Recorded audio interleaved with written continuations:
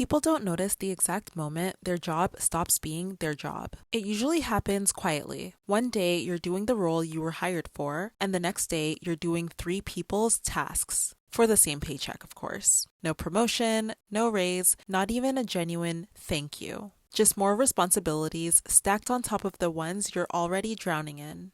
Greta here, back with another video for those on a journey to escape the rat race. What's wild is how normalized this bait and switch has become. Companies call it being a team player or leaning in. But let's be honest, it's exploitation dressed up in corporate buzzwords. You get hired under one job description, and slowly, quietly, that job description mutates into something else entirely. And every mutation chips away at your time, your mental health, and the energy you could be using to build something for yourself. At first, it doesn't feel like a huge deal. Your boss asks if you can help out with this one thing, and you say yes because you want to be helpful, or you want to look competent, or you just don't want any problems. Then it becomes 2 things, then 5, and suddenly you're the unofficial manager, the unofficial admin assistant, the unofficial customer service rep, and the unofficial miracle worker. Yet, you're still making the exact same money you made on your first day.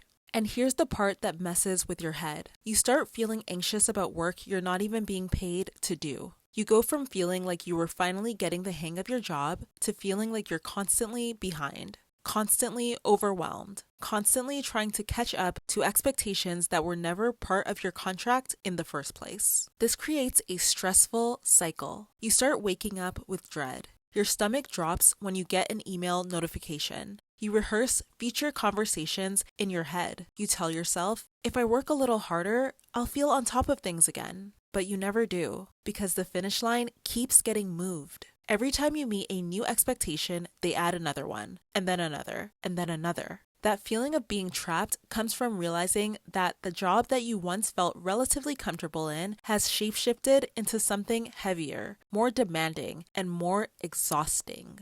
Yet nothing about your life has improved in exchange for that extra effort. Not your income, not your free time, not your peace. And here's the thing corporate culture doesn't want people to understand. Most employees don't get more pay because they took on more work. They get more work because they accepted it.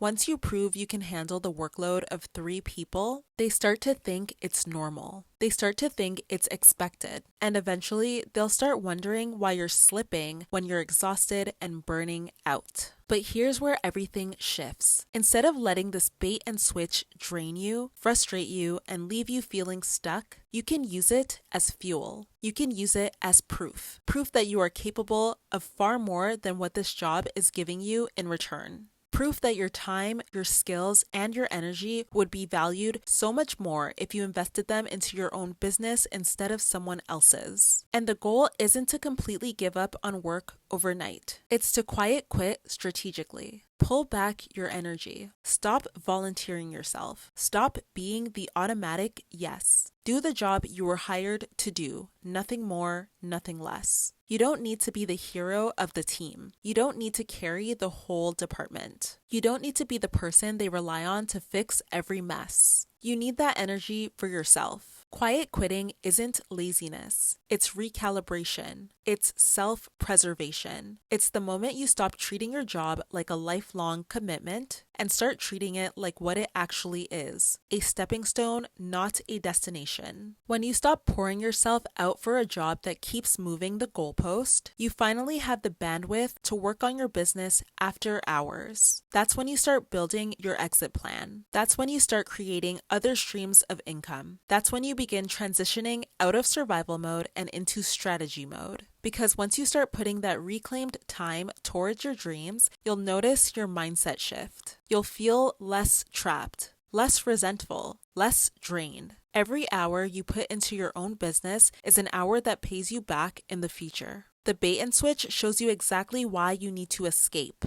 The quiet quitting gives you the time and energy to plan your escape.